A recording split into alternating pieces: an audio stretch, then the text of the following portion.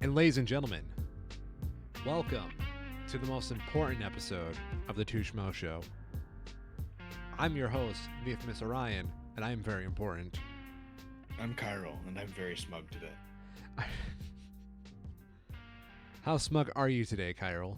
Oh, just so smug. You holding up on all that winning? Yeah, I just can't hold all of it. It's just I'm dropping it, and I'm on the third floor here, so it's like falling down the stairs now. It's a mess. Oh, I'm so sorry. Can't. I don't know. I don't know what to say. I'm just genuinely relieved. Oh, absolutely. Yes. The red wave turned into a red trickle. The red trickle. It's more like a red puddle. They should probably see their doctor about that, but the doctor didn't get elected, so I don't know what they're gonna do. Oh, he got cucked by Fetterman. I can't wait to see Fetterman in Congress's chambers and just being like an actual giant among people who try to be strongmen. Because he's just like so fucking big. How big is John Fetterman? He is like 6'9". I think he's pushing 350. Let me look him up. First thing that comes up is Fetterman height. Wow. He's massive. So, oh my god, he is huge. He is. He's really fucking big. Like, you don't realize how big he is until you see him, like, in respect to an average person. Yeah. Yeah. No, it's like head and shoulders. Like, there's this picture of him next to Biden. I'm going to put it in our chat. But he looks like he can just go up and, like, pick up Biden and, like, eat him. I believe it. Yeah. He could be like, I'm president now. Then chomp. There's a bit of forced perspective there, but it's a good picture. Did you see the one where Biden was meeting? It was Biden and his wife were meeting with Carter and his wife. No, Do you see that picture? I'll find it to you. Oh, wait. I think I do remember this now. Yeah. It's great. So, can we talk about Fetterman versus odds? Because this is Absolutely. like the biggest win as far as I'm considering. Yes. Here, I'll send you this one real quick. Just for, the archives. Just for the Schmo archives? Just for the Schmo archives. But yeah, the only, currently at least, there's still, where's my trackers? My trackers, no. There's at least, I believe it'll end up being with what we have so far, the only Senate seat to flip this election. Every other Senate seat, but the Pennsylvania race, the winner was either an incumbent, I think almost always an incumbent for the vast majority of it, or was at least of the same party. Yeah, that's a really good perspective because he is just really big. Yeah. So I posted a Schmo in our Schmo archive. This guy, some rando right next to John Fetterman. Mm-hmm. And this dude is like just a little above his shoulders. Yeah. Yeah. Fetterman could easily rest his chin on the top of this guy's head. Yeah. Oh, but yeah, Pennsylvania, the only state to flip a Senate seat in the entire election in a midterm where the Democrats control the presidency. I want to try and find some numbers for how unprecedented these results are, but it is historic in that the last time this happened was during the Clinton administration. Interesting. Yeah. And before then, who knows? But just going like that's already like close to 40 years, and that is the only other time that an incumbent Democrat has retained control of the Senate during their presidency and during a midterms. It's wild, and it's crucial for the Senate, at least. We'll talk about the House in a second. It's still being counted, but for the Senate, thanks to Republicans getting rid of the filibuster for the appointment of judges. Now, because Biden, as president, selects or I guess nominates judges for vacancies, and because Democrats will have a strict majority more so than they had before, they can continue to just crank through judges for vacancies that appear in the same way that the Republicans did under Trump. And we're not going to see anything nearly as stark as like what happened with the Supreme Court vacancies, of course. Mm-hmm. But when you look longer term, these seats being secured by Democrats today are going to be substantial when they come up because Senate terms are 6 years. Yeah. So the next time these seats are going to be up will be in 2028, which would be during the end of the next presidential election. So if DeSantis or Trump manage to take back, or any Republican for that matter, take back the presidency in 2024, they're going to have the large hurdle that is the Senate to prevent the kind of fuckery that they did with the Supreme Court under Trump and to the end of Biden's or Obama's term. So the longer term implications of this really shouldn't be understated because it matters a lot. And even just getting a strict, it's not 50-50 anymore by one vote is huge Yeah. because it's just such a tight race. I'm just glad the TV doctor who's not a doctor did not get into Mm-hmm. the Senate. I know. Like, okay, can we just talk about like the contrast between Fetterman and Oz as actual Oh, yeah. people? Yeah. Yeah, Fetterman being a lifelong politician of Pennsylvania, working his way up as lieutenant governor and various local positions versus Dr. fucking Oz coming in from New Jersey after hawking fake medicine on his show for like the end of its lifespan because he's just completely sold out. It's wonderful to see. You love to It see it. really is. This is like actually inspiring to me as an Mm-hmm. American. I am 100% for this. Any other notable elections we want to like kick in the face of the losers? I want to talk about Arizona, just sort of Arizona. generally Okay. before we get to Michigan, because we're going to talk more about Michigan, of course. Home state, But baby. Arizona, Yep. yeah, Arizona had their current incumbent, former astronaut Mark Kelly, right? Okay.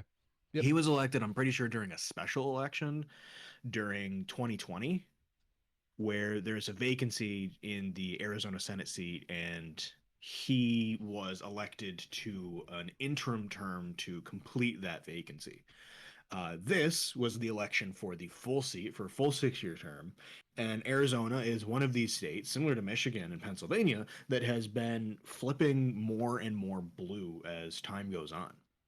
They had, let me see if I can pull it up here real quick, in the governor's race for Arizona, still not decided yet, but a very tight race between Katie Hobbs and Carrie Lake, who are both vying for the governor's position. And Katie Hobbs, Democrat, does have the lead currently, but still only 88% of votes reported.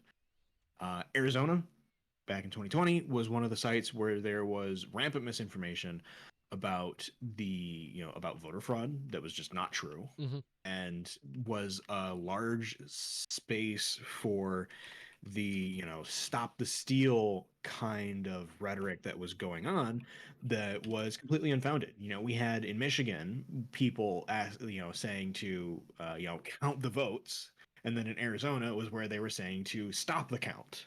Mm-hmm. It's that kind of stuff where it's just these completely conflicting messaging. This is good as well. I was worried about this.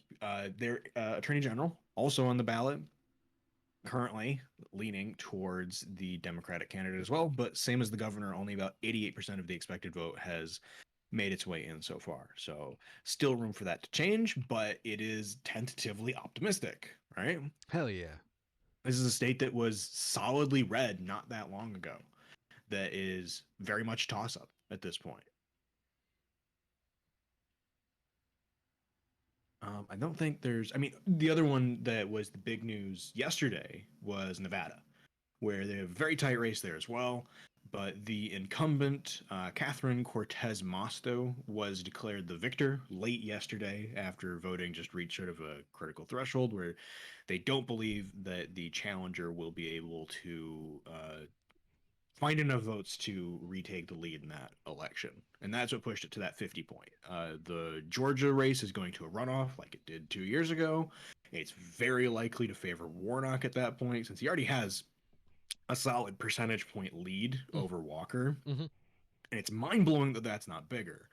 But when it goes to a runoff, the vast majority of the extra votes, we saw this happen last year, tended to go towards Warnock, where it's people who are legitimately Republicans that can't stand where the party is going. So they tend to vote Libertarian or other third party candidates.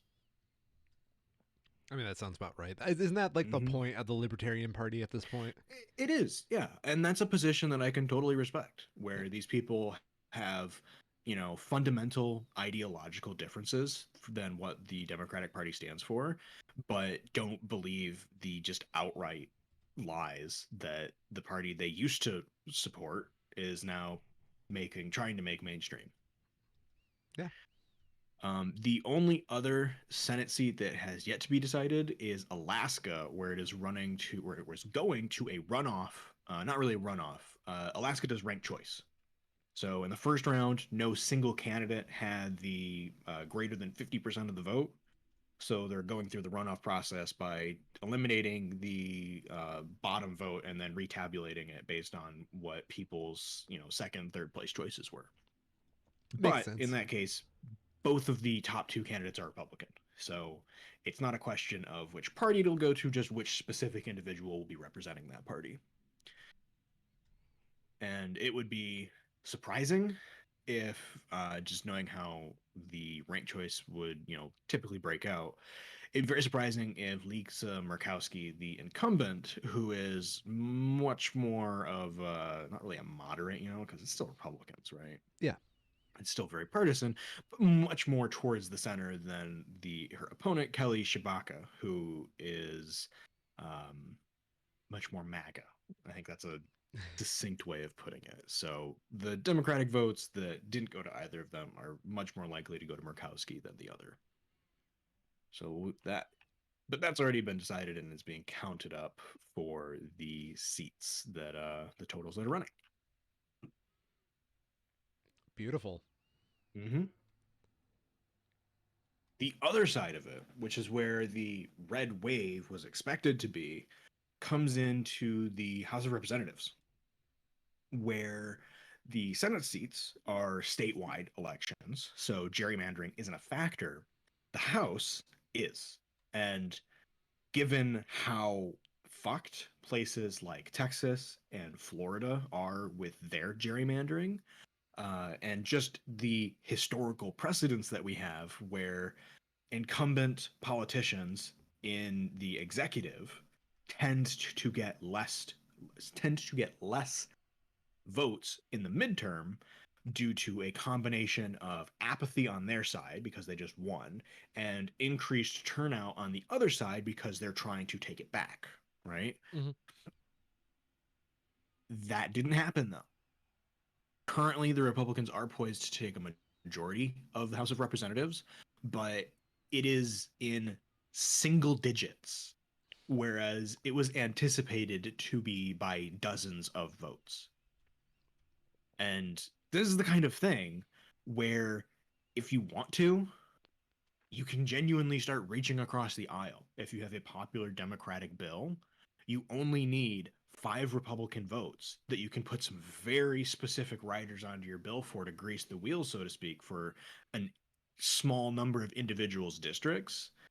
Say you're passing some larger budget bill and you throw some extra stuff in there for California to pull some of the California Republicans over to your side, right? Yeah. It's not that hard to get the votes that you need when it's that close. And that's why we tend to see more motion in the House back and forth, because these people are representing much more smaller geographic areas. They can be much more precise in the money and the way that they exert their power to benefit their specific districts.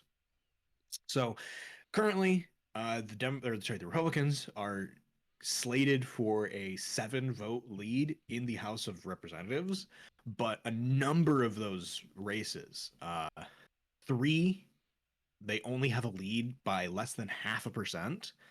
And in many of these places, there's still large numbers of votes to be counted. Um, it's going to be tight. Hmm. No matter which way it falls, it's going to be tight. And it's very unlikely that they're going to have a 10 vote or greater lead when it all shakes out. Hot damn. The other big trend that we saw in the House of Representatives, specifically because it's not statewide as much as it is these much more regional votes, was that a number of candidates that were in sort of formerly Republican stronghold districts that were running on the QAnon conspiracy type theory crap saw very dramatic shifts in their polling numbers compared to 2020 when they were last on the ballot.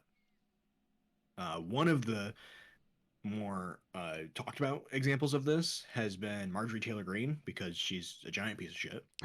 Uh, she lost 5% over her vote in 2020, which, given the total numbers, isn't that dramatic. She still is in a massive stronghold, but there's a huge number of people, like that's not insignificant, that are clearly just tired of her shit and voted the other way.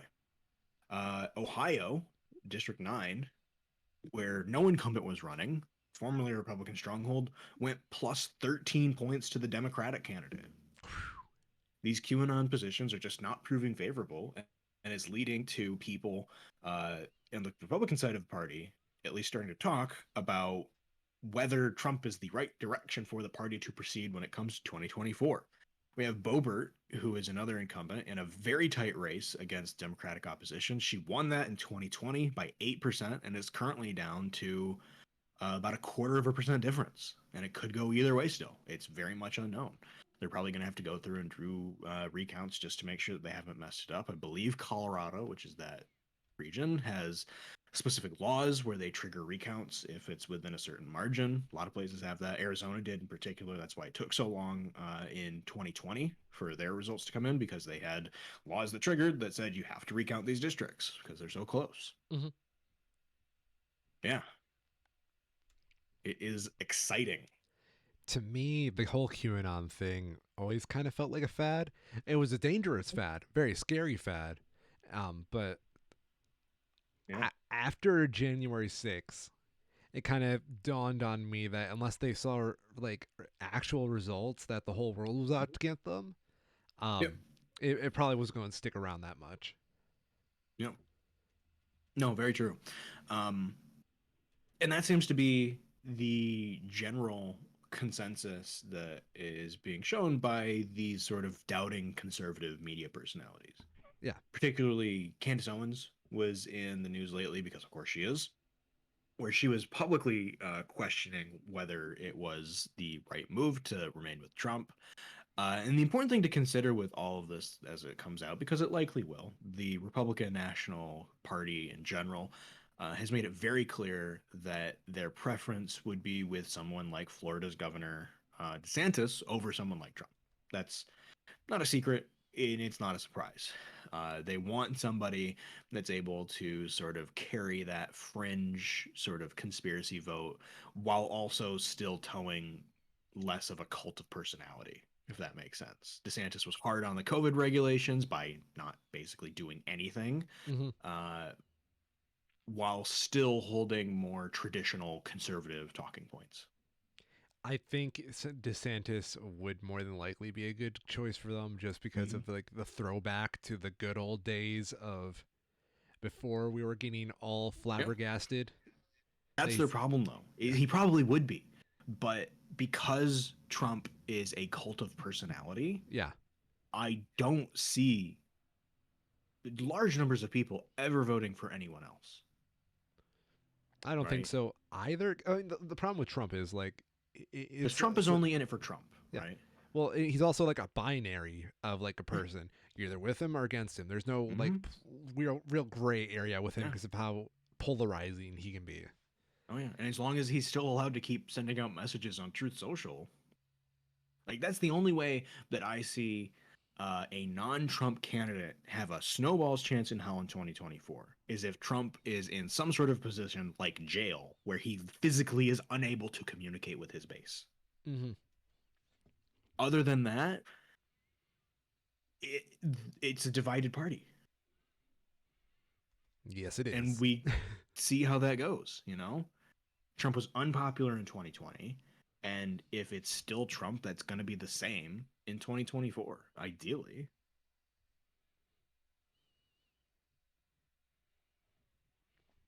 So, I will uh, say, as 2024 does go, yeah, uh, I personally do hope that Biden does not go for a second term. I would like it if he was just a one-term president. Yep. Yep. He's done a lot better than I ever expected he would, but he is just too old.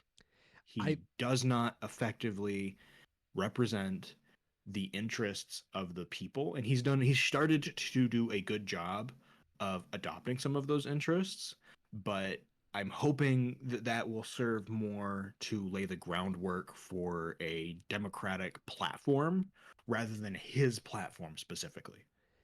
I agree with a lot of what you just said. I think he's Mm-hmm. been a very interesting president in terms of how well he can use the power. Like he's good at getting shit done. Yeah. Yeah. He wants something done. It's probably going to be done by the end of the week.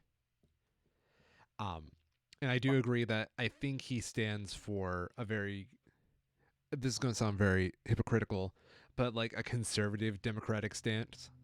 Um and that there's no real progress to get with him as much as it's more like maintenance at this point. Does that make sense? Mm-hmm. Yeah. Which is why we need to let Bernie into the White House like right now. Everybody, Biden, you're a very effective president. You can sign a bill to make Bernie president, right?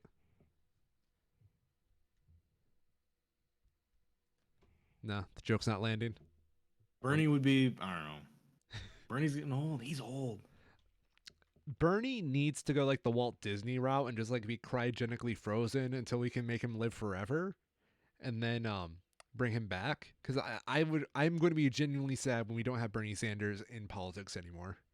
Me too. Yeah, Yeah. He's 81. 81. Fuck. Mm-hmm.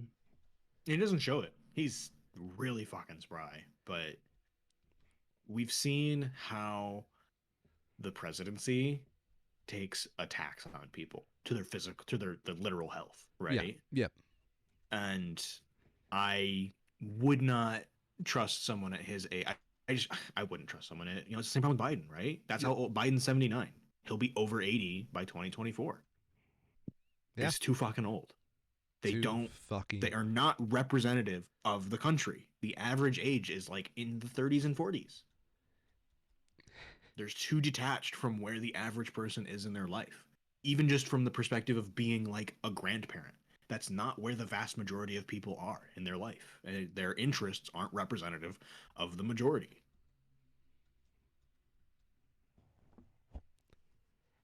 Yeah. I And mean, to that end, transition, Michigan, we'll talk about Michigan, right? hell yeah. Love that Because place. we changed our term limits through a ballot proposal.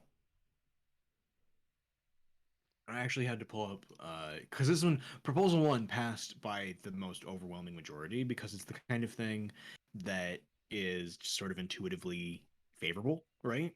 Hmm. It tweaked term limits to make more sense and provided for increased financial disclosure rules. So specifically, I kind of looked this up because you get the idea, but I think the specifics matter. The ballot measure amended the state's constitution to reduce the maximum length a lawmaker can serve in the legislature from 14 to 12 years, but would allow them to serve that full tenure in one chamber. Currently, lawmakers in Michigan can serve up to 6 years in the Michigan House, 2 3-year terms, and 8 years in the Senate, 2 4-year terms for a total of 14 years. This changes it so they can serve 4 3-year terms in the House or 3 4-year terms in the Senate, or still any combination therein up to the full terms that they were elected for. I like that. It makes sense. If somebody is a good representative of a district and they can serve for another 6 years, it doesn't make sense to push them out 6 years early. You know, there's a reason why even though Bernie Sanders is 81, Dianne fucking Feinstein's like a million, they're still representing their districts. People trust them, and they've been there for a long time.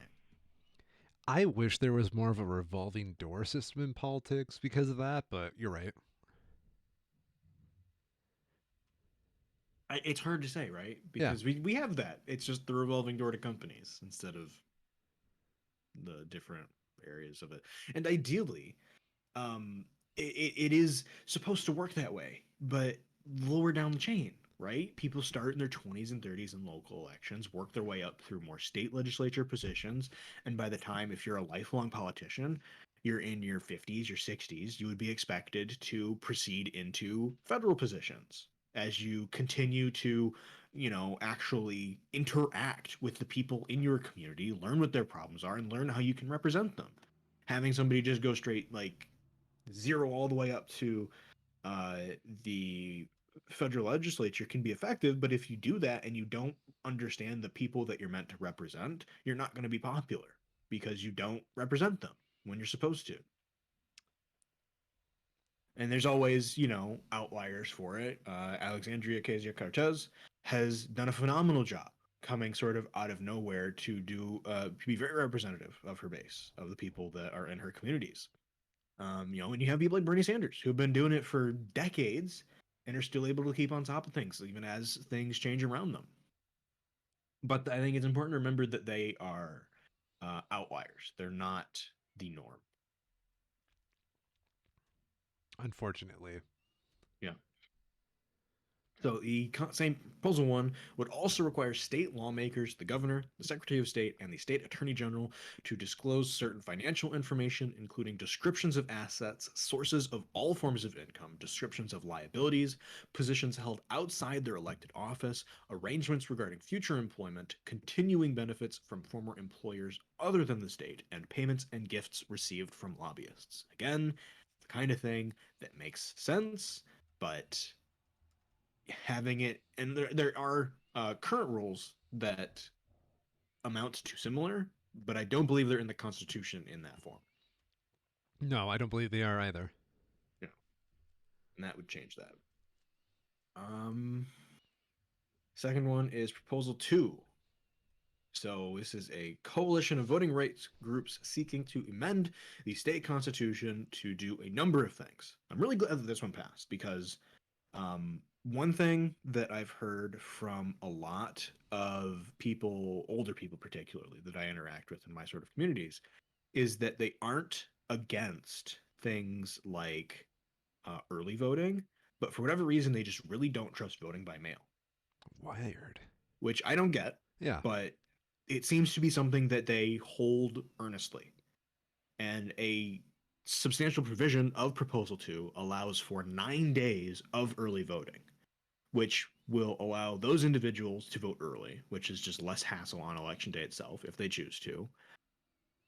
And it allows additional days just for people in general to find the time to be able to vote.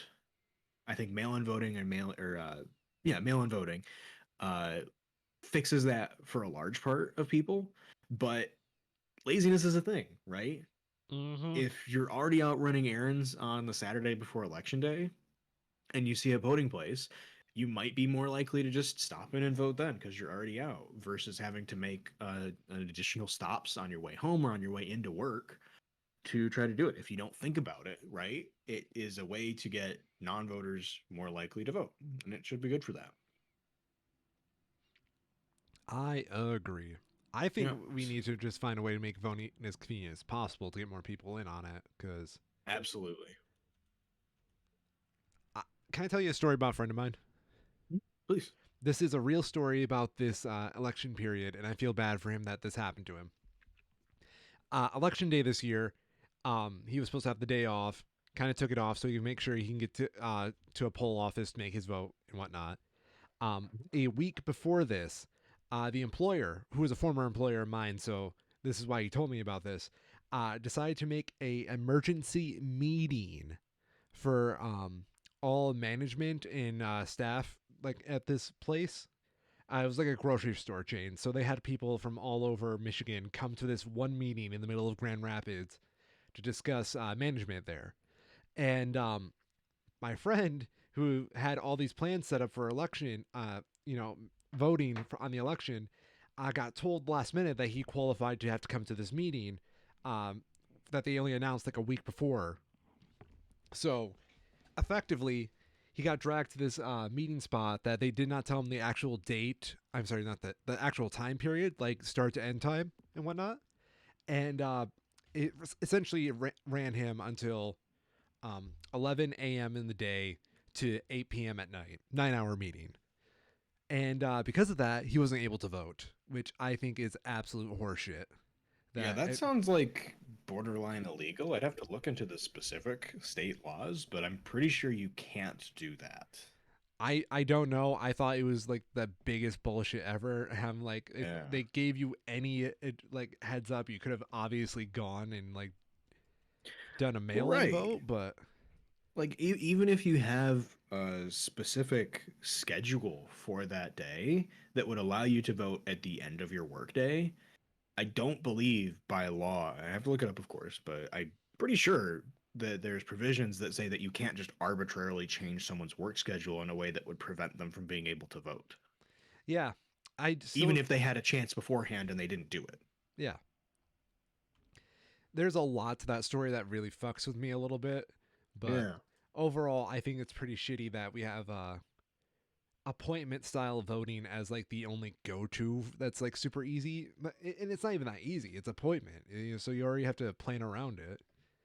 Um, but like when we have a life like workplaces that can change on a dime like this, it really highlights, I think, that we need voting to be more convenient. Yep, for sure. Among or In addition to 9 days of early voting, Proposal 2 includes public subsidies for absentee ballots and a tracking system for ballot location, which would be good. Currently, there's already like yes or no, your ballot has been received kind of thing, but having it be, we already have the mail system, right? Yeah, It's not that much more difficult to have ballots going through the mail to be tracked just like any other piece of postage.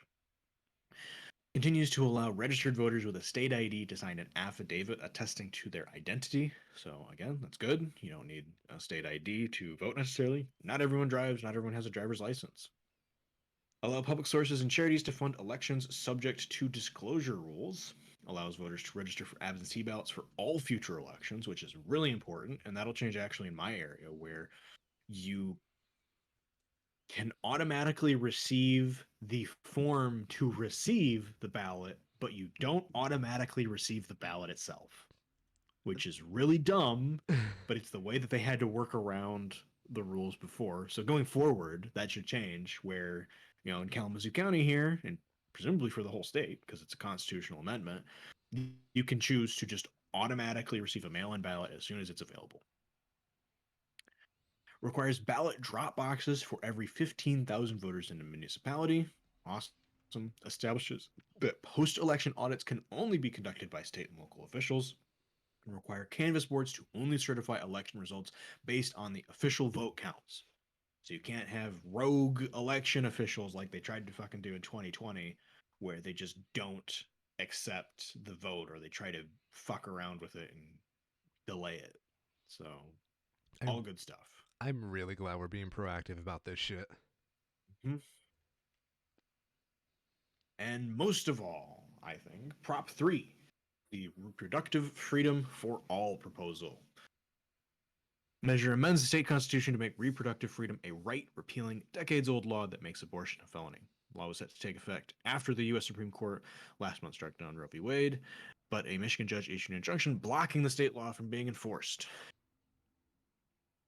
So that's talking about the decades old law that made abortion a felony. That law would have taken place after the Supreme Court struck down Roe v. Wade, but Attorney General Nessel, along with many appeals through the Michigan state judicial system issued an injunction that prevented that law from being enforced. Now, with Proposal 3 being adopted, both abortion and contraceptives are protected in the state of Michigan by Constitution. Hell yeah. Yeah. And Michigan is joining both. Where did it go? I had the map here. California and Vermont in adding constitutional protections for abortion and contraceptives into their constitutions at the state level.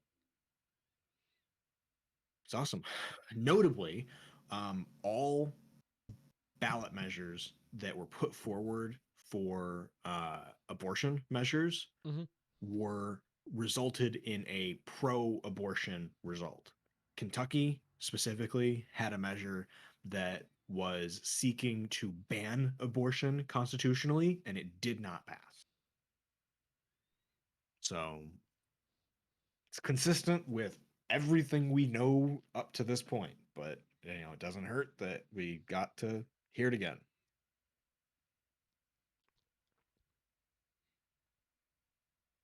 I'm so For proud. the rest, I know, right? So proposals, all good stuff. Governor Democrat, Attorney General Democrat, Secretary of State Democrat. Democrat. Most critically, the state Senate. There's still a couple of races that are not completely decided yet, but the state Senate has at least 50% Democrat representatives, and the state House has cleared to have a majority of Democrat representatives. For the first time in either of our lives, there is full Democratic control of the Michigan executive and legislature. And it makes sense. When you look at the numbers, it is what the general consensus in the state has been. It's been close to this like 50-50 point for a very long time. In 2016, when they were still using the disgustingly gerrymandered maps, the Republicans had 49.2% of total votes in the House, while Democrats had 49.13% of total votes in the House. But because of the gerrymandering, Republicans ended up holding more than 60% of the seats as a result of that election. By getting rid of those maps and using ones that are actually representative of the people within the state, we have a I guess it is technically a Congress for the state of Michigan that is seemingly representative. Congrats, Michigan. You did it. We're number one. We're number one.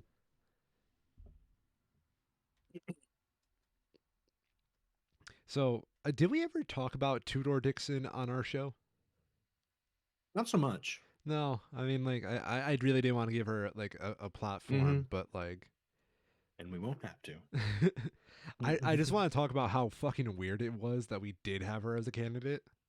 Yeah. Okay, so like anybody in Michigan, and someone who's outside of Michigan can probably relate to this a little bit because it involves Betsy DeVos. But Tudor was probably like the most transparent, like puppet for Betsy DeVos ever. Not even subtle, not even No, remotely subtle. not at all. No, it was like I would dare say that some of those Tudor Dixon debates probably was just Betsy DeVos in a face mask. And it genuinely disturbs me that we were that close to having Betsy DeVos run for this state. But she knew she was so unpopular that she had to get someone else to do it for her. And well, thankfully, it wasn't that close. Yeah. Like the governor's race, Whitmer has a 10% lead. Okay. Yeah. So it looked close for a while, but it's quite decisive. 10% is a lot when it gets to these sort of things. So my question is, why did Betsy think it was a great idea to have Tudor run for her? The question, right? Yeah, I mean, like people don't want to talk about it because it's like kind of rude to talk about it in Michigan. But this whole election was basically just about abortion. Very much so. And Tudor had a very famous clip where she was very smug about not allowing it for anybody. So I think that, Yeah, it's just not a popular stance. yeah. And Let me see if I can find the map here real quick. But there was a little like analytics thing that the New York Times had for Michigan specifically on their main election homepage, talking about districts where abortion was more popular than Governor Whitmer. Because abortion had a 57% vote, Whitmer had like 54, I think, okay. and the total number of votes between both the governor's race and the ballot initiative were relatively similar. But in 76, I have it here now, 76 of Michigan's 83 counties, abortion polled higher than Whitmer did, which just shows that there's a pretty significant number of people that voted, even for Dixon, for Tudor fucking Dixon, that are still pro abortion. So, yeah. And that's the kind of candidate that the Republican Party as a whole has been trying or is now trying to posture away from. Whether or not that actually happens, who's gonna know? But they've gotten the message pretty clear that these people aren't popular.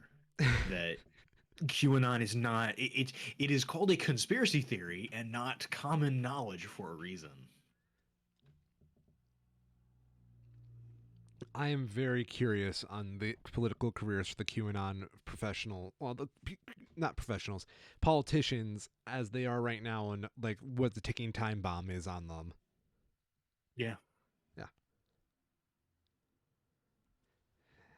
Okay, so here's a genuine question because I think we're pretty used to making fun of QAnon at this point, but has Q posted since anything lately? I don't think so. I don't really follow it, Yeah, I at don't. all, basically. As But not that I've really heard of. No. as many may assume just from my calm and collected demeanor, I too have not heard much from Q in a while. Yeah, yeah, yeah. Yeah. So I want to know if they're still believers of this fucking batshit theory that even Oh, after it's so been there absolutely is. yeah. Yeah, to that extent, no question. Um, the thing though is that a lot of it has just changed to be outright anti-Semitism. Well, You know, duh. Yeah. like it's kind of obvious, but it is true. Damn. Okay. Looks like wait. Like it's the kind of thing where it's just like, oh dang, QAnon was anti-Semitic the whole time. I didn't realize. Like it was already basically that from the get-go, but it's just been a bit more mask off lately. Sorry, I'm just reading through the QAnon Wikipedia page to see what the activity has been for this year alone, since we haven't Mm, heard from Q since 2020. There are apparently 3 pro QAnon groups in Japan that are known to exist in the year of our Lord 2020. boy. I know. That genuinely terrifies me that it's in other countries now. Whatever. Looks like there's nothing. Like, never mind. I'm reading this.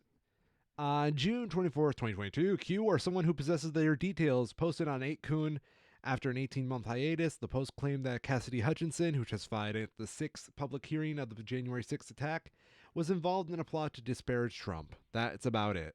That is lame. Okay. Hmm. Dead Colt. Dead cold, lol.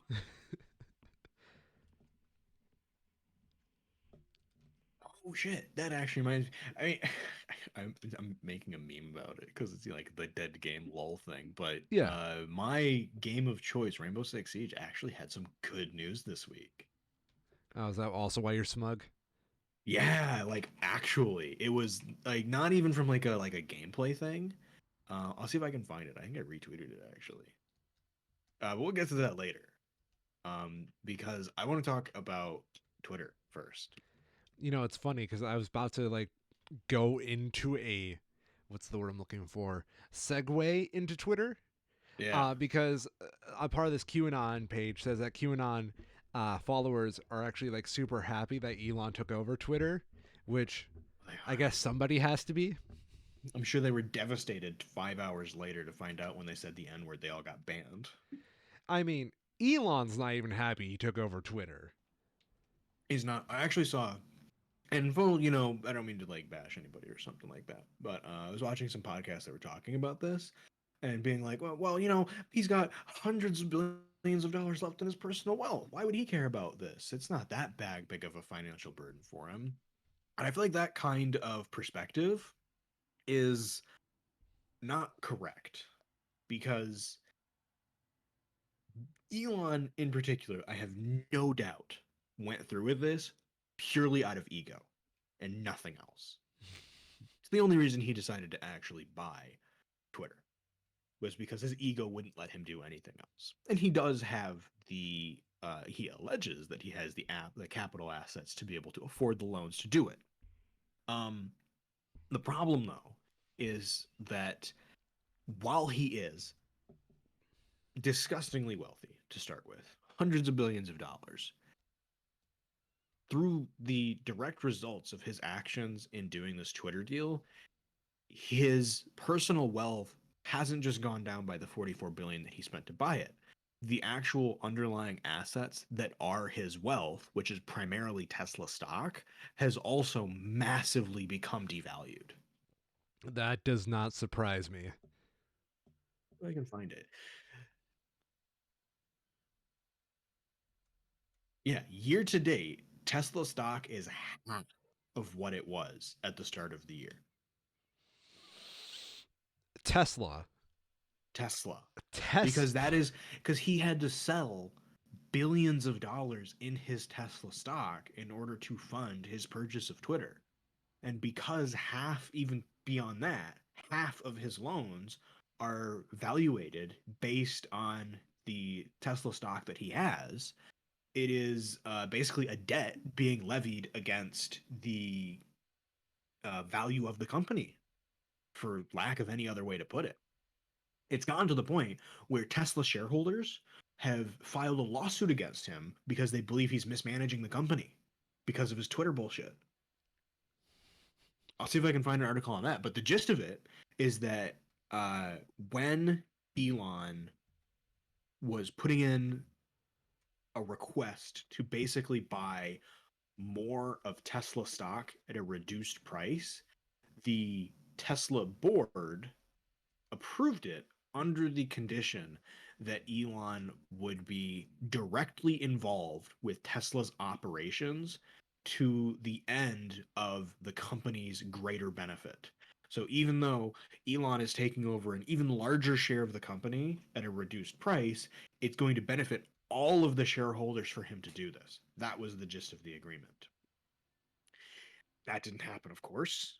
Tesla was up for a while after this started, but we're getting into sort of like the middle point of that term where this is supposed to be happening, and there's this massive falling out. And the lawsuit basically alleges that he failed to uphold his agreements in that, causing the detriment of the stock itself, and that he not only has been disengaged with the betterment of Tesla from a personal level as like an employee of the company as CEO, but because of this Twitter thing, he started to pull Tesla's engineers over to Twitter, pulling even more of the, you know, less quantifiable value that Tesla has and removing it from the company.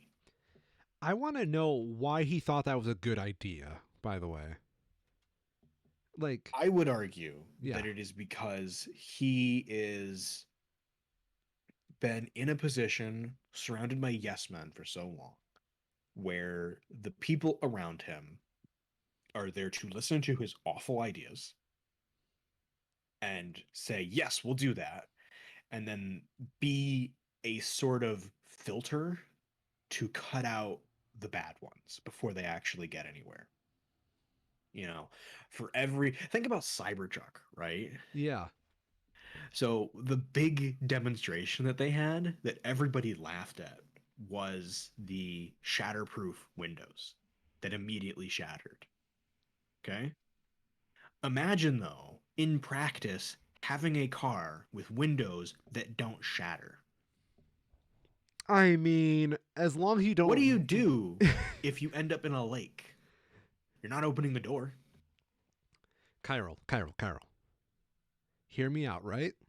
Mm-hmm. Why would you drive into a fucking lake? Duh. Certainly wouldn't be because Tesla's autopilot is undercooked, doesn't work half the time, and is actually responsible for multiple fatalities that Elon would like you not to know about. There definitely, no doubt, isn't a video on the front page of Reddit from China of a Tesla car losing control, even though it seems to be having the brakes applied, resulting in the deaths of 2 people. That definitely wouldn't be a thing that actually happened, would it?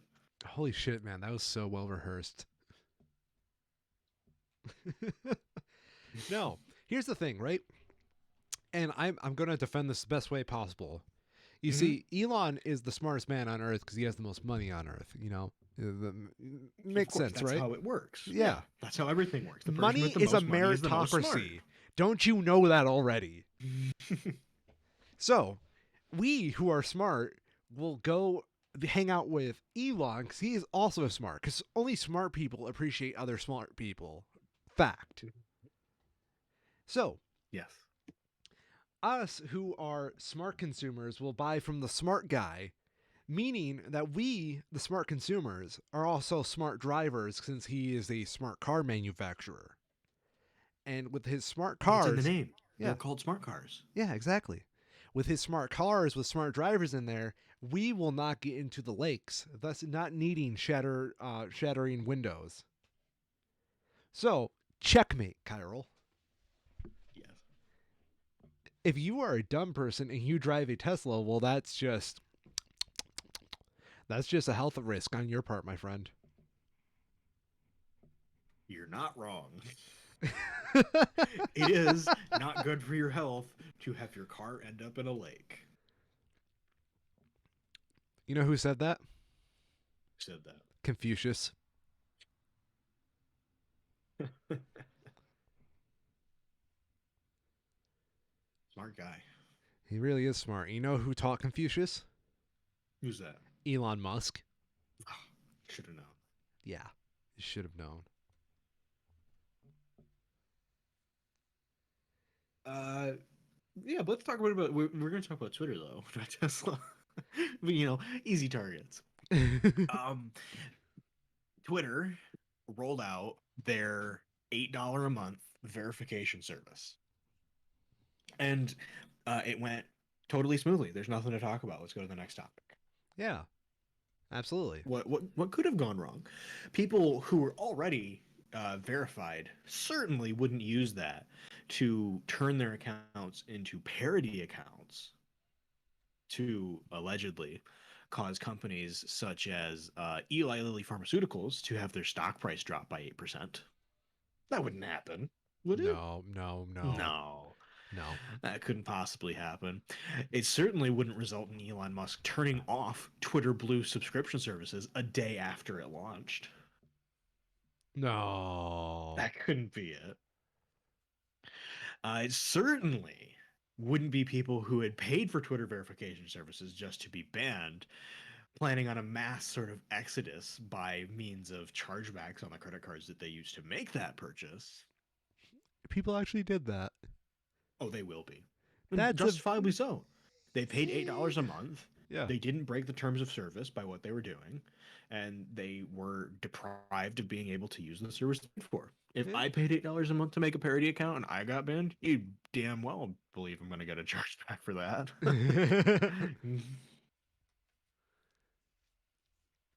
The real kicker that I think though is that in the midst of all of the like actual problems that this arose with people actually using Twitter is that Elon Musk scrapped Twitter's work from home policy in the middle of it, which is beyond just stupid, is also directly in violation of multiple Twitter employees' employment agreements where they agreed to their terms of employment on the predication of being able to work from home, likely bringing in other new, fresh, wrongful uh, termination of work lawsuits.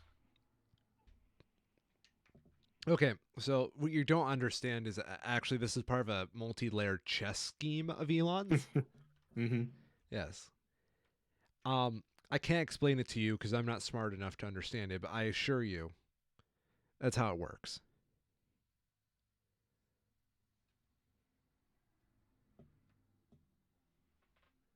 Yeah, it's good. It's good stuff. You know what I always find the funniest part about the comedy, sorry, not the comedy, the parody accounts being banned all over Twitter? What's that? The first thing Elon says when he takes over Twitter is comedy is now legal. Mm-hmm. It is like, Comedy is legal. Wait, no, not like that. that is some fall of Caesar irony shit right there. It's very good. What do you mean comedy is destroying our business valuations?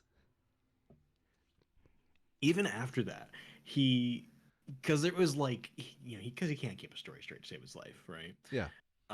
Started off saying that they were cracking down hard on impersonation accounts, and very specifically tweeted out that accounts had to say parody in them, which, assuming he wants to be a free speech platform, is not how that works. But even then, for accounts that were explicitly parodies, they still proceeded to get banned. Yes. So, the goalpost keeps shifting along, right? I fucking love the parody Tesla account. I see you shared some of that in our Schmo archives. Oh, yes, it's been very good. Yes. My favorite one is when they started tweeting out pictures of Elon and Gwyneth Maxwell just like back to back. Yeah, yeah. Amazing founders. They've all been really good. I don't know. It's the kind of thing that I wish I knew, like, who is the person that was actually tweeting it so I can follow their main account because they're very clever. You know, we need like an internet tipping system where you can just like anonymously donate to somebody. Not like just like a Yeah. Patreon or anything like that, but like you just see a good post by someone and you can just like throw them like $1 or something like that. Just thank you for making the internet a little bit better. Yeah, I know in the art community, they've started to use a service called, it's like spelled Ko-Fi, but it's like coffee, Yes. where the idea is that somebody can set up an account there and you can just chuck them $2 or $3, like the price of a cup of coffee. Mm-hmm. So it's like the equivalent of, let me buy you a coffee, that's awesome, sort of thing in the digital world. Yes. It'd be cool. I would really like to see services like that and Patreon push more into the mainstream like PayPal has, because they both offer a really effective way to support smaller independent creators that are actually providing content you enjoy. Mm-hmm. I agree. No.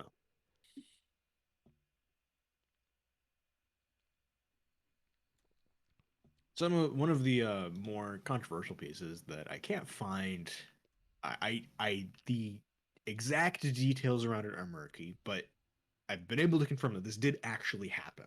So we have that at least. But in the wake of Twitter being purchased by Elon Musk before Election Day, the day before Election Day, the executive director of the League of Women Voters of California, Stephanie Doubt, found her Twitter account to have been suspended. Mm. Allegedly, people made noise about it because it's bullshit. Uh, it was reinstated, saying she was told that the account was mistakenly included in a batch of spam accounts. Notably, this happened in the same time period where Elon, I guess you could say unwittingly, tweeted out a picture featuring Nazi quotes and imagery and said his support for the Republican Party on the platform he just bought.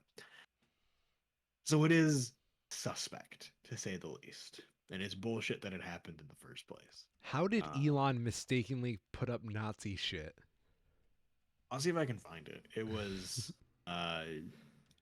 very much talked about on Reddit. And I kind of just skimmed over it because it was like kind of dumb, but I'd be more than happy to just gossip a bit on it.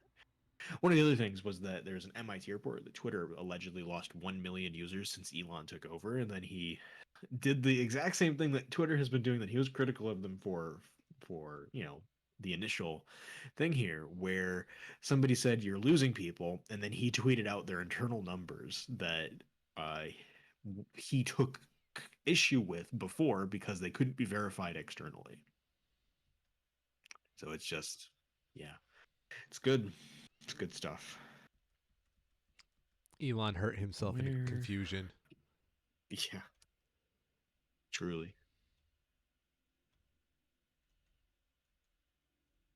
So yes, Elon tweeted out on November 7th at 10 a.m. to independent-minded voters, shared power curbs the worst excesses of both parties. Therefore, I recommend voting for a Republican Congress, given that the presidency is Democratic. Yeah. Like I'm all for fair and balanced and what all that goody goody bullshit, but that's a holier than thou position he's taking right there. And the other one, this is what it was. I'll just send you a screenshot of this because it's less clear. He tweeted out half an hour before that tweet, half an hour before saying vote Republican, he tweeted out this picture that features a German soldier in World War II with messenger pigeons, which is far more innocuous, but is also just really dumb and cringeworthy. It's just a bad meme.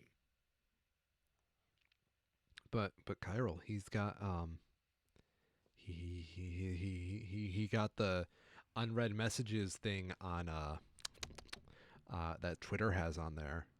It's commentary. It's supposed to be like that's Twitter, you know?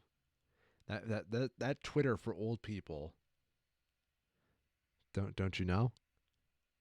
Mm, It's comedy. It's peak comedy. You're just not I smart don't enough to get. disagree with that. It has been peak comedy. I can't do it anymore, dude. Let's change the topic then. Okay. Because the cryptocurrency market continues to absolutely implode, and I'm laughing all the way. If there's still a market, Yes. So earlier this year, back in the summer, we talked about Sun, I think it was called, y- SUN, yes. which was a crypto marketplace that was based on its own cryptocurrency that massively imploded while the CEO ran off by basically liquidating the assets of its users to pay for their bankruptcy. It'll shock you to learn that basically the exact same thing has happened yet again, this time with what do they call these? Cryptocurrency exchange, FTX, which has been a bit of a juggernaut, even compared relatively to the other ones in the cryptocurrency space. They put out Super Bowl ads.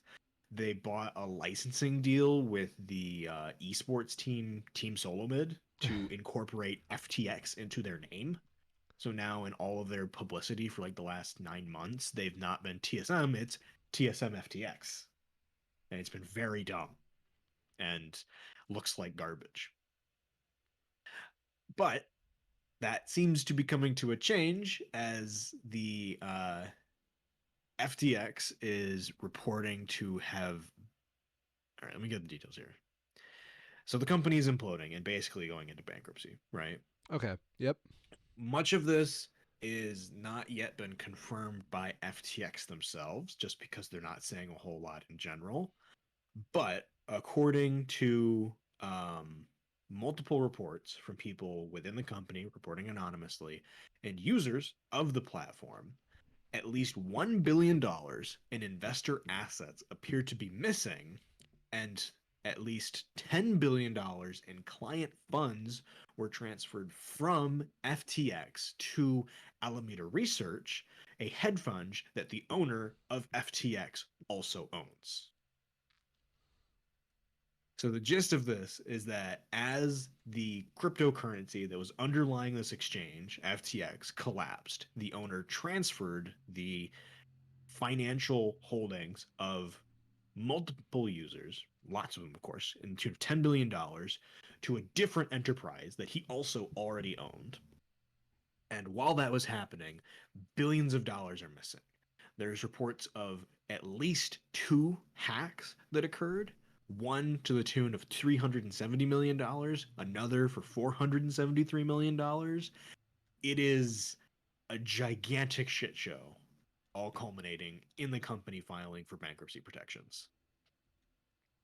And this is the exact reason, the exact thing that cryptocurrencies were supposed to prevent in the first place, right? It's supposed to be decentralized. So naturally, the first thing they do is create these centralized repositories and exchanges for the transactions to be conducted. To me, it's incredibly hilarious to see a cryptocurrency, you know, company like this just go up to the government and ask for bankruptcy. Yep. This is a large company. It was regularly in the top three, with other ones sort of falling away. It, I believe, was the number two crypto exchange currently still operating, with only Binance being ahead of it still. Damn. Mm-hmm.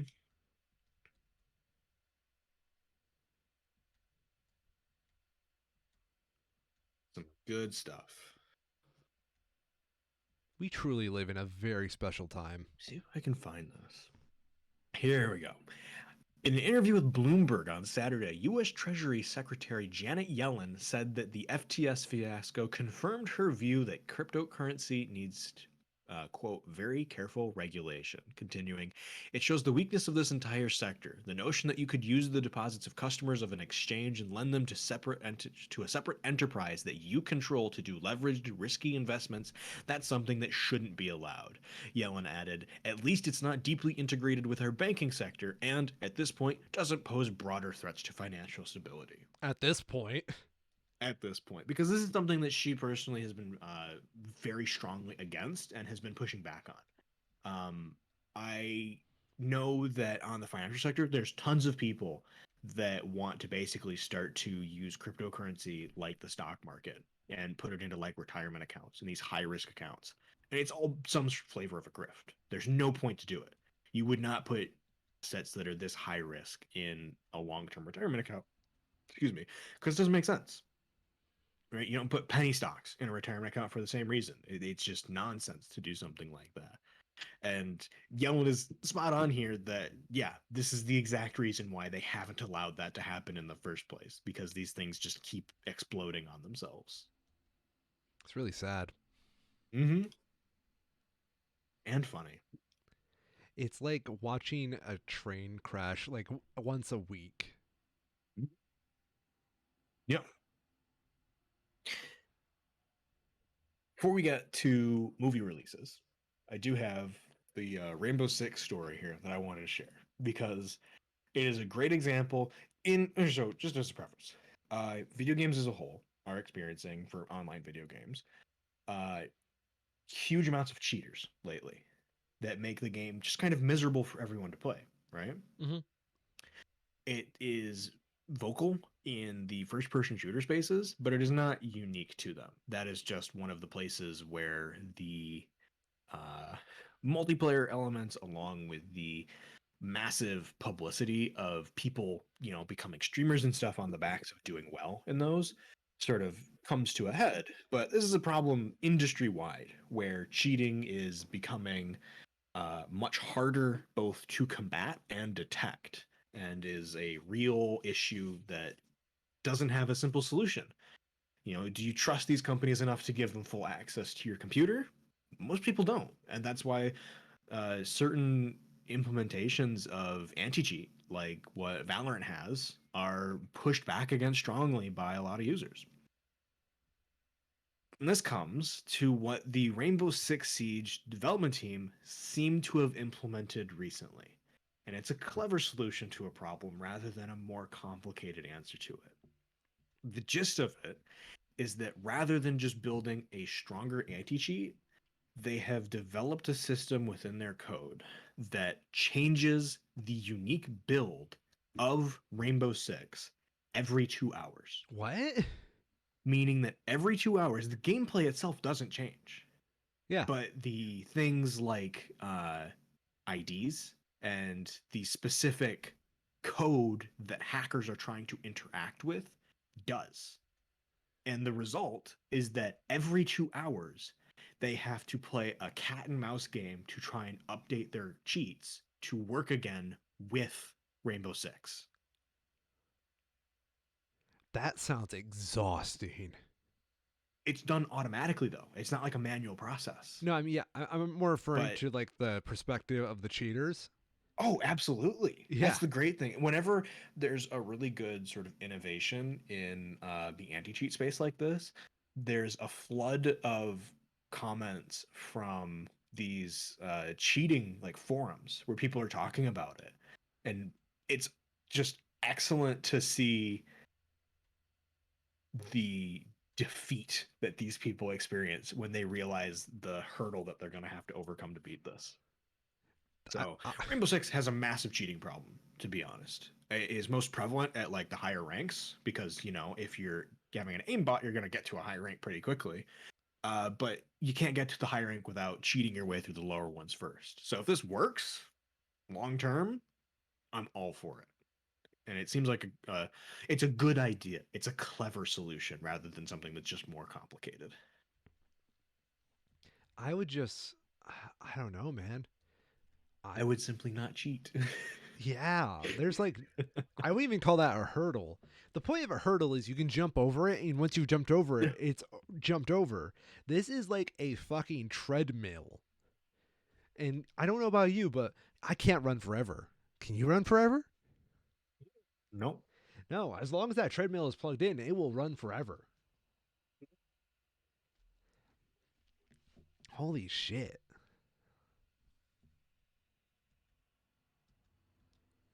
Congrats to the Rainbow Six dev team for doing that, though.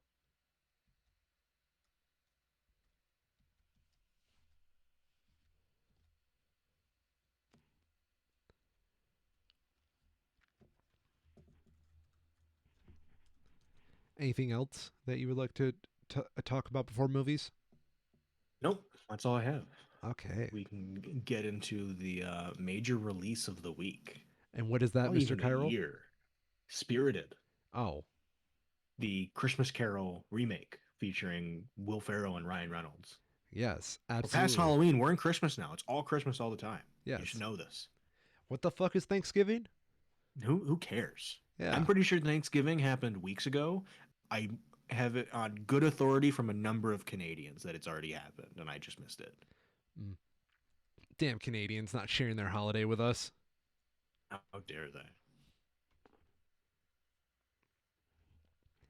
So, Uh, but yeah, we'll get back to Spirited because it's kind of awful. The actual release of probably like the quarter, if not the year, is the Black Panther sequel, Wakanda Forever. I'm excited for this. Mm-hmm. I'm glad to have another Marvel entry that is like a lot of them have been either pivoting back and forth between being kind of bad or just too silly. And knowing that we're going to be going into Ant-Man soon, having something a bit more straight-laced is very welcome. Yeah. I think that's one of the things that I've been really enjoying about the Disney Andor show is how it doesn't feel like it's constantly trying to put out one-liners, you know? And it has bits of fan service and stuff like that, but it's telling you a story with real people. And that's been missing in a lot of these larger IPs lately. They all want to try and act like the Avengers and throwing one-liners and shit. And it gets exhausting. It really does. I think there's this real big problem with Marvel movies where they're trying to use like their quotes as advertisements Yeah. because they want people to come out of the movie theater saying that same joke. and their friends being like, "Oh, I better go see that movie to see what that joke's all about." Yuck, yuck, yuck. I don't like it, honestly. No, But I'm not fond of it either. yeah. I it it's just gone to be too far, right? Well, it's a shallow There's premise that's been yeah. exhausted.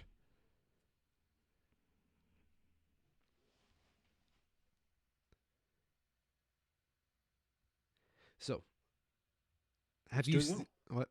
I have not seen it. No. Okay. I'm going to be seeing it next week. So, Yeah. I'm we gonna try to. I don't know when exactly I'm gonna be able to see it, and I might not be able to, but that's my hope is to find some time during the week to see it.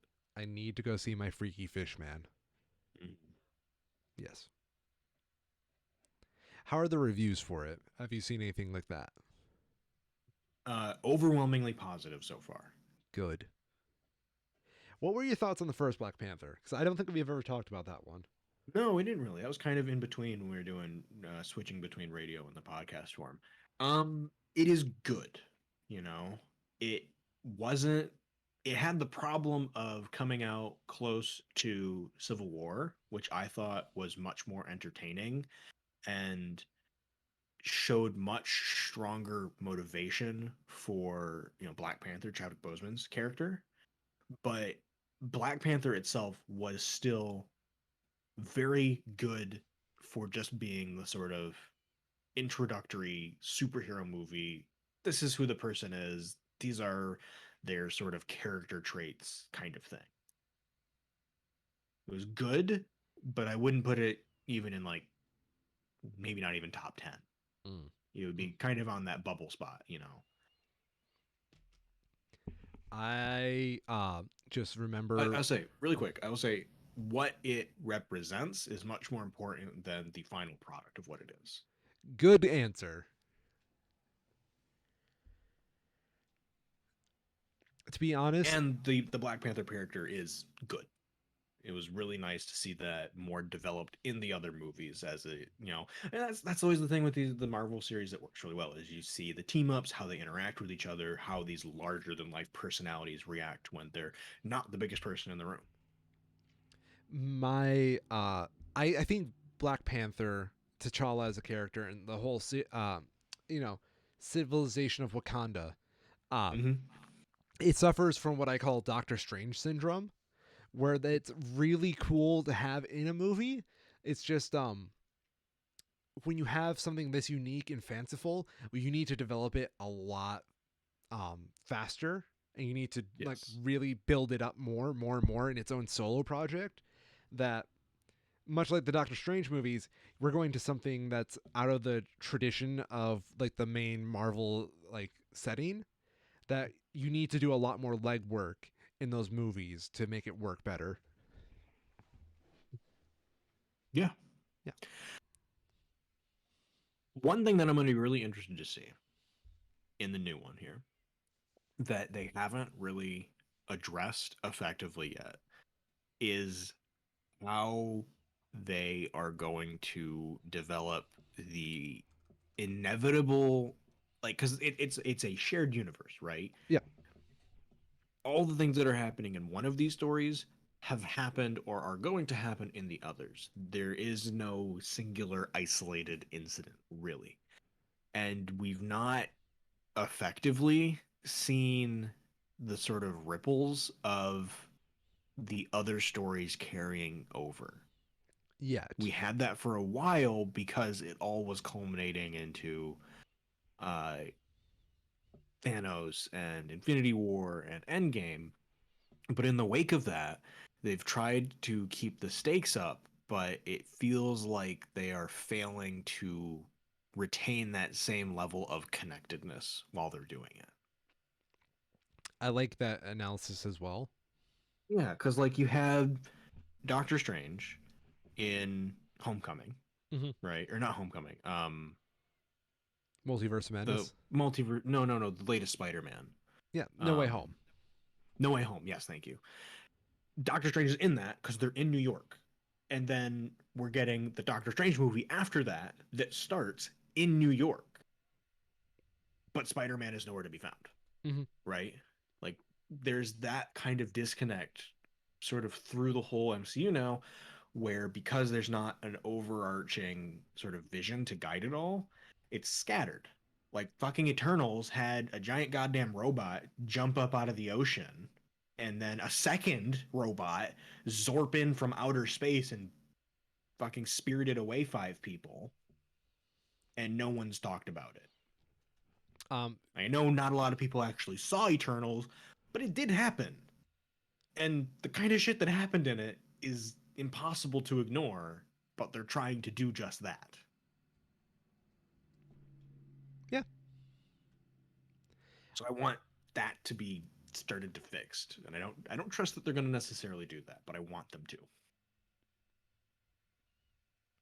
So, I prepared a quick little game to highlight my point of Doctor Strange syndrome, and I've Sure. kind of extended this to a couple other areas in the MCU.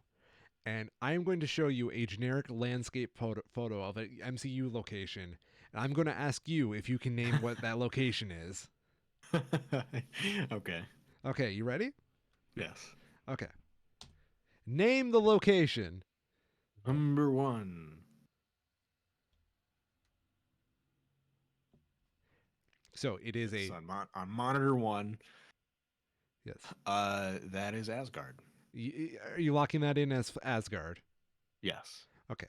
It is a large area with a large bridge. There's a Yes. The bridge is the notable piece that I'm pulling on for Asgard, okay. to be clear. If that bridge wasn't there, I would not be able to get it.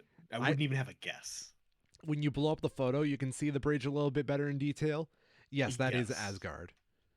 Yeah. Or Congratulations. even if the bridge was just not like obviously made of all colors of the rainbow, Yes. never would have gotten it.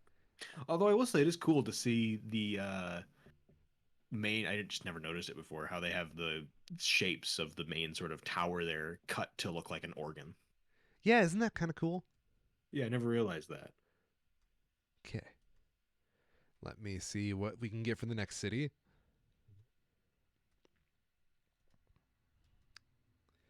Okay. Here's our next one.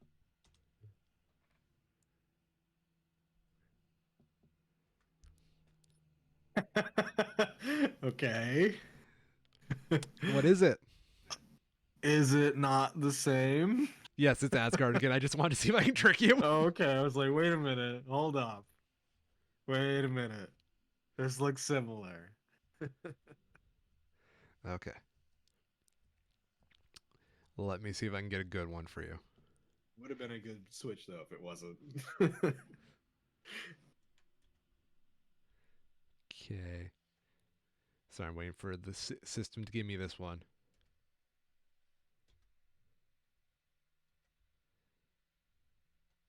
Is that AI generated? No, I don't know if that's AI generated or not. I just took it from the Wikia. Dang. Oh, really? Huh. Yeah. Oh, jeez. Name the city. Name the city.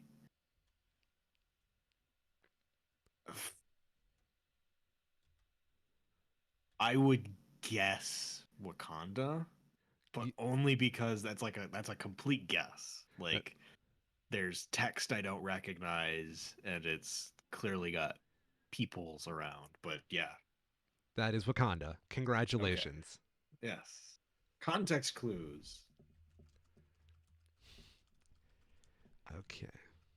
I'll say though, I do think that that's one thing that I've been kind of disappointed with, where they started to lean in with the Guardians of the Galaxy, and they started to do it with Captain Marvel to this, broader universe kind of ideas. I think they just didn't go anywhere with it. Yeah. The one non-Earth planet that we saw a significant amount of in the first Guardians of the Galaxy movie got promptly murked by Thanos.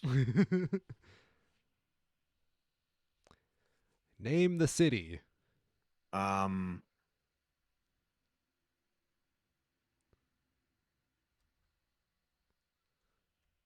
mm, that's weird. That doesn't make sense though. What? My first thought was that it looks like the Stark Expo, but I know it's not.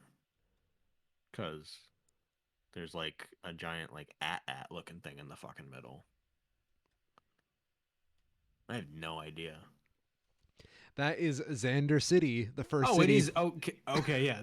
from It's like, Guardians. wait a minute. There's spaceships. Wait a minute here. Yeah, that makes sense. If you had cropped this so that the like big skyscraper thing there in the middle wasn't there, I would have told you it's New York from the second Iron Man when they do the Stark Expo That's so funny. because it just looks like that. Okay.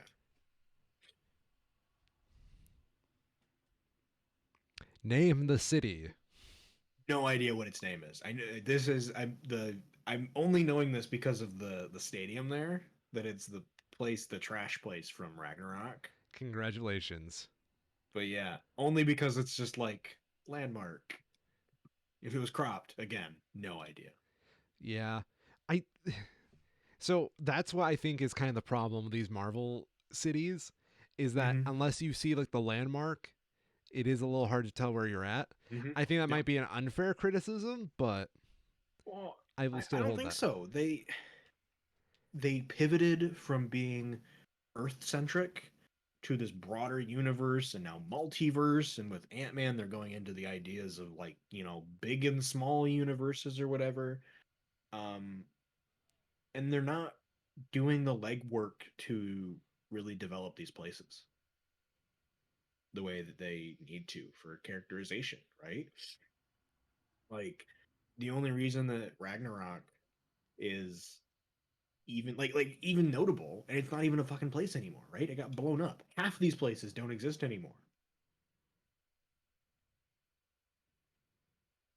Yeah. And like you can't tell me what the visual cultural, architecture is of Asgard other than Rainbow Bridge, big fucking palace in middle.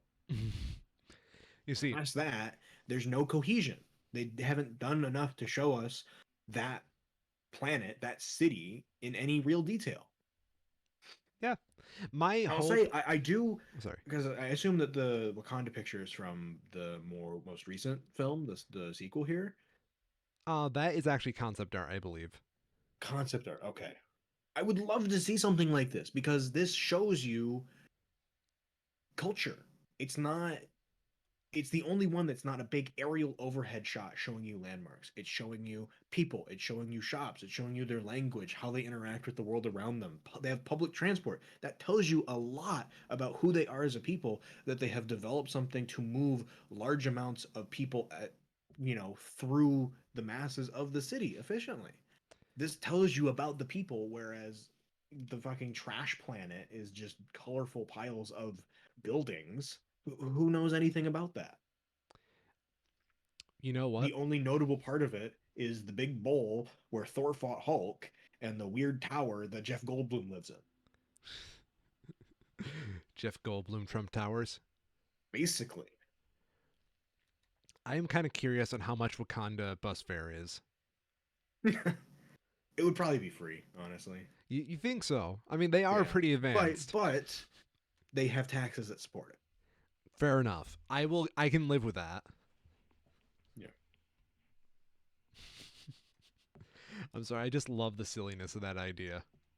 Mm-hmm.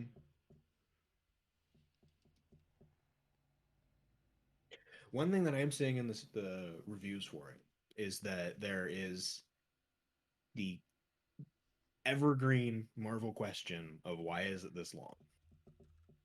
Isn't it like almost 3 hours? Yeah, 2 hours and 41 minutes. Damn.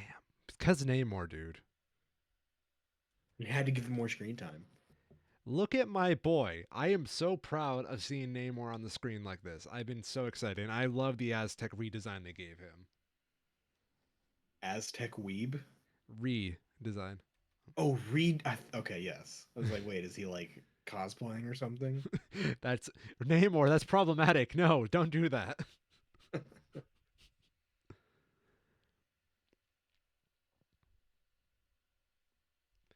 My only regret, and it's a very reasonable one, I think, is that we don't get Chadwick Boseman in this movie.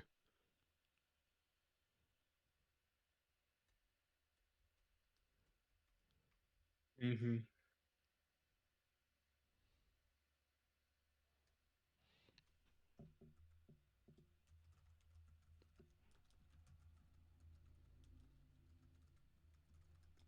Oh, would you believe that Armand White didn't like Wakanda Forever?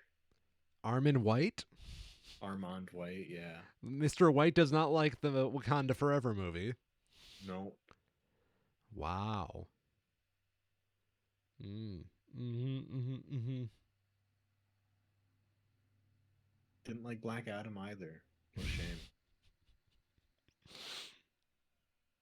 But the 2022 classic, Sharp Stick, A's all across.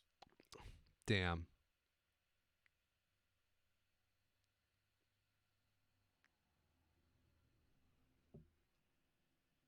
There are, in fact, other movies though. There's movies? Yeah, two of them to be exact. Uh, More notable of the two is The Fablemans, which is a somewhat, what is this? This is like the somewhat autobiographical piece for Steven Spielberg. Interesting. That's interesting. I kind of like that. What? Tell me more. Young Sammy Fableman falls in love with movies after his parents take him to see the greatest show on earth. Armed with a camera, Sammy starts to make his own films at home, much to the delight of his supportive mother. Interesting. Features, I believe, both at various points in the person's life, Paul Dano and Seth Rogen portraying the Spielberg stand-in Sammy Fableman, Hmm. I like Paul which Dano. is, yeah, interesting to see his next sort of role since Batman. Oh, wait. Yeah, there The we go. Batman. The Batman, sorry. Yes. They actually, wow, that's actually pretty damn good. Oh, I wonder actually though. It's hard to tell. I don't know. I'd have to see the movie, right, to know what the hell's actually the character dynamics and stuff. Mm. Looks like Paul Dano might play his father, but they did a really good job of like uh doing his name Seth Rogen to not look like as much of a chud as he usually does. Seth Rogen always looks like he's about to turn into another celebrity, but like stops midway through the transformation. Yeah.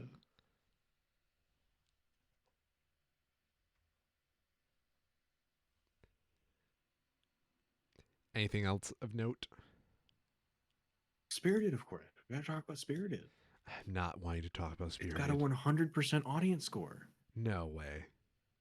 It's only got less than 50 reviews. Oh. The critic score is 63. Fans of Mr. Farrell and Mr. Reynolds have likely never seen them in anything this earnest and tacky before, and are liable to feel somewhere between betrayed and stunned. I want to know whose bright idea it was to get Ryan Reynolds and Will Ferrell in the same room. This is actually a really good point here this person makes. Spirited was never going to be any good, but it would have been slightly better and a change of pace if Reynolds and Farrell had switched roles. I believe that. What were their roles? Reynolds is the Scrooge character, and Farrell is the Ghost of Christmas Present. Interesting. Yes. I would So if feel you like flip that around with Farrell being the Scrooge character and Ryan Reynolds being the Ghost, I could see that. I can see. Yeah, no. Will Ferrell, I think, is a good Ghost of Christmas Present in terms of that. I think Ryan Reynolds would be a really good Ghost of Christmas Past. It depend. I think it depends on what your target is, right? Yeah, Will Ferrell as a sort of silly, lighthearted Ghost of Christmas Present, good. But if you want it to be more appealing to, like think about the people who would have seen A Christmas Carol when they were younger, right? It's people who are going to be in predominantly, their 30s, 40s, 50s now. Having it be a bit more abrasive with Ryan Reynolds being the predominant ghost would accomplish that. yeah. I don't know. I want But to then you would reread. have to have Will Ferrell give like an actual performance as the Scrooge stand-in, which is probably not likely to happen. Has Will Ferrell ever acted a day in his I life? don't think so. Yeah. No, I don't think so. I wonder where his first start was, actually, now that I think about it. Let's find out. Because I don't have anything else for the show. Neither do I. Going back in time. He plays in. Wow, apparently Austin Powers is one of his earliest roles for film. What did we do? What year was that? Oh, Megamind. He was good in Megamind. Yeah, I guess he's just kind of doing himself though. 1997. No, he didn't really do anything of note before Austin Powers. Interesting. He was in The Death Artist, which has no critic reviews, no box office earnings, and he was on TV as an unknown guest star in two shows. One which has a 0% critic rating. And I think that's just because it literally has not been reviewed.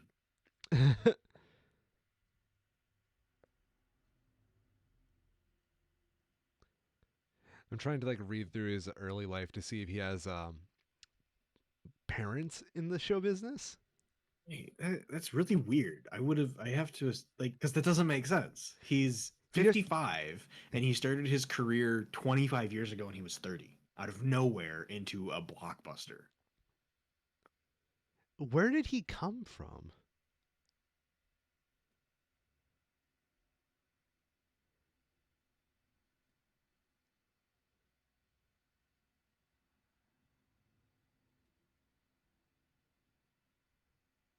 Just weird. He just like automatically gets a start in SNL and then just all of a sudden movie career. How did he, like, he joined SNL in his 30s still, though, didn't he? 1994, so yeah, in his Oh, 30s. no, it's sorry. So it's just not showing up on Rotten Tomatoes. So that makes more sense. So he started in SNL when he was like in his 20s, which would make sense if he like went and did like a formal education of some kind. He was in a comedy group called the Groundlings. Groundlings. Yeah. Yeah. Pearl's attempt at stand-up comedy had little success. I can't imagine why. I could not see Will Ferrell doing a stand up.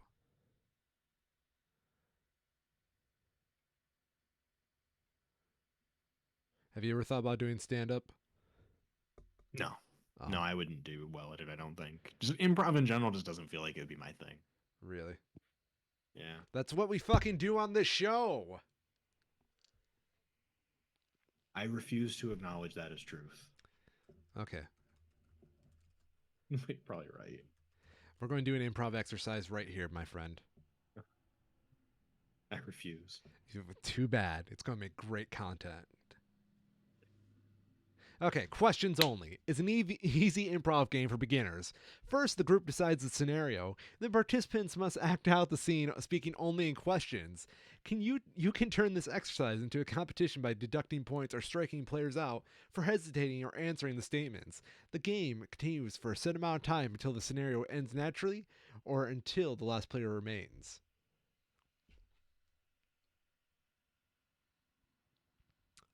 We need a scenario. Crap. Okay. Just kind of realizing that I don't think I remember a single scene from the first Austin Powers movie. I remember. Do I remember seeing the scene where he is uncriogenic frozen? Yes, I do remember that actually. You lost the If I game. asked you right now to name what hat Will Ferrell wears as his role in Austin Powers, could you do No, I'm not even going to attempt that. it? I wouldn't. I don't remember this character existing. He wears a fez. He was. Oh, fuck. I do remember him in that movie now. I don't at all. God. I'm going through like all these improv games, and these sound like they are the most exhausting thing to do at a party.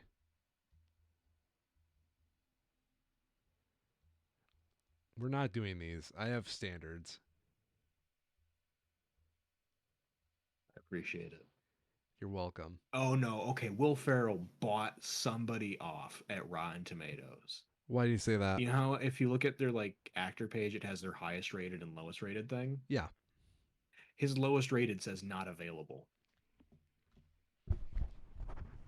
What tomfoolery is this? He had a 10% for Holmes and Watson, and it says not available. No. That's bullshit. Wait, Megamind has. Oh no, it's just on there twice. See, this is the problem with Rotten Tomatoes needs some fucking moderation. Like Megamind's just casually listed here twice for no reason. I mean, have you seen Megamind? It's pretty decent, dude. I know, but the second one has no anything because it's a bad listing. Oh. It's like they did some sort of site migration or something and got a bunch of junk that just carried over and they never went and cleaned it up. That is a horrifying cosplay of Will Ferrell as Megamind. You just saw it. That is highly problematic. It's pretty fucked up. Dude, it is 2022. We stopped doing Blueface many years ago. Look, as long as he doesn't need to run for Prime Minister of Canada, I think it's okay. God. Imagine Will Ferrell as the president. I would rather not. He probably has a good running, too. He wouldn't be the first or the second, or I don't even think the third.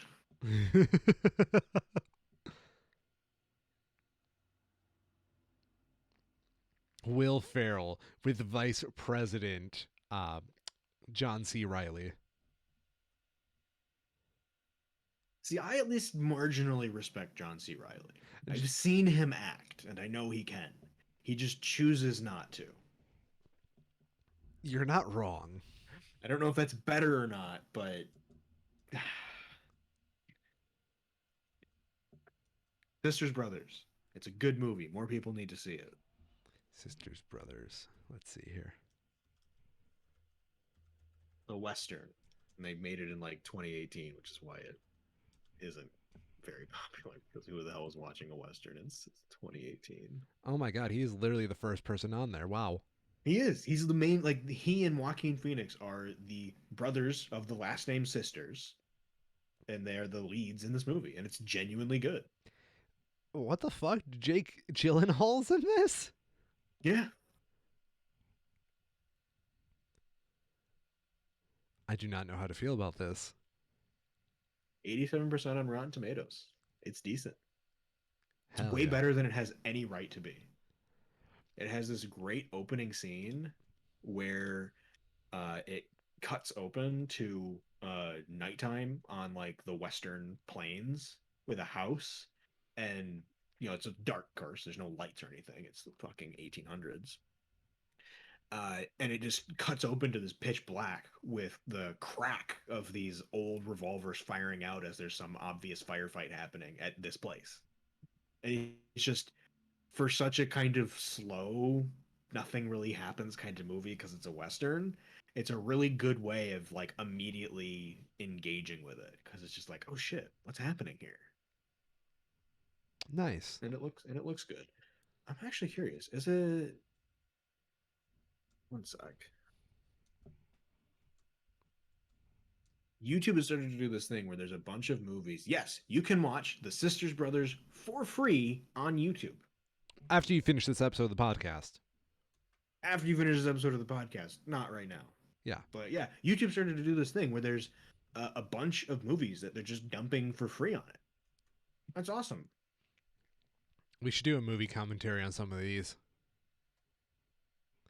What do they have in these free movies? I'm curious. Where are you? I can't find them. Criminal Minds. Oh no, sorry, that's pay to watch. Go to the free tab. I clicked the free tab. Oh, it's a bunch of Christmas crap right now. Damn. Okay, we're not touching that with a 5-yard stick. Here we go. Action and adventure. We got Denzel Washington, Man on Fire. There you go. That's good. Small Soldiers. I hate that movie. Unstoppable. Actually good. Denzel Washington, Chris Pine, Unstoppable. It's based on a true story. It's not the best, but it sure as hell is entertaining. Oh, they got fucking Fantastic Mr. Fox. There you go. Groundhog Day. Titan AE, unironically a banger with Matt Damon in a voice acting role and a really cool animation style. Love that movie. There's some good shit here. You had to dig for it a bit, but It's free, right? Very hard to find good free movies. Yeah. There's some science fiction thing called Kill Switch here for 2017 that's trying really hard to make you think it's Independence Day with this poster art. Oh, Bicentennial Man. That's a good one. What's that one again? Bicentennial Man? Yeah.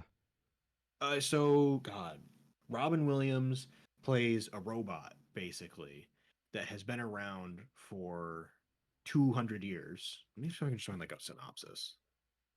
That'd probably be easier than me try to like memorize this thing. Science fiction comedy drama with Robin Williams, based on the 1992 novel by Isaac Asimov.